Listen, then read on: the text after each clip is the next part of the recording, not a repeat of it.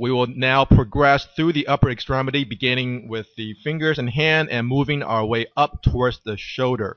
So first we begin with the hand. There are lots of bones in the hand. Maybe not so many, but you get the idea. So many of you may not become radiologists in the future. You will be practicing perhaps family medicine or internal medicine, maybe emergency medicine. But you will all fill out orders or requisitions to the radiologist to get an x-ray for your patient. And when you are filling out that order, on that order sheet there's a little line item where it talks about patient history. And this is where it is very helpful for you to be part of the team to help our job as a radiologist to find the abnormality. If you can be precise in your description of the location of the patient's problem, then the radiologist can actually give you a better diagnosis. The patient will benefit as a whole because of this team approach. So, on the x-ray request, it is not a good idea to just write hand pain. Bad idea. Much better to say something precise. For example, the second proximal phalanx pain. Good history. But in order to give that good history, you need to know the anatomy of the hand. Obviously, there are 5 digits. Hopefully, most people here have 5 digits. And digits 2 through 5, there are 3 phalanges, the proximal, middle, and distal phalanges.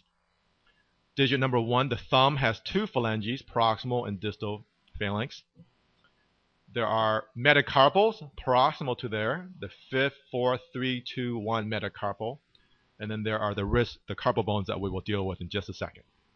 So if the patient has an issue, try to be precise. So this is a normal radiograph, a normal x-ray of the hand.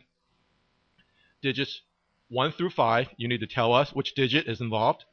And you need to tell us, are we dealing with a metacarpal issue or a phalangeal issue of the phalanx? Which phalanx, proximal, middle, or distal? In between the phalanges are the 2 joints. This is the proximal interphalangeal joint. This is the distal interphalangeal joint. So if the issue has to do with one of the joints, tell us which joint it is, PIP or DIP joint. This is the MCP joint or the metacarpal phalangeal joint. So in this patient, everyone can see there is actually a fracture of this bone here. So where are we? We're 1, 2, 3, the 3rd digit. And within the 3rd digit, this is the middle phalanx. So patient has a fracture of the 3rd middle phalanx. Here, another fracture, 1, 2, 3, 4, 5. So this is the 5th digit, and this is the metacarpal.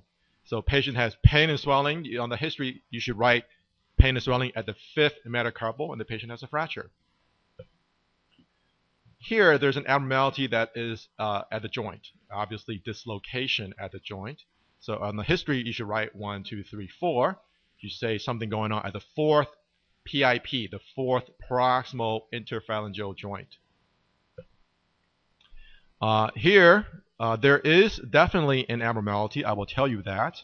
But can you identify? Can you see the abnormality?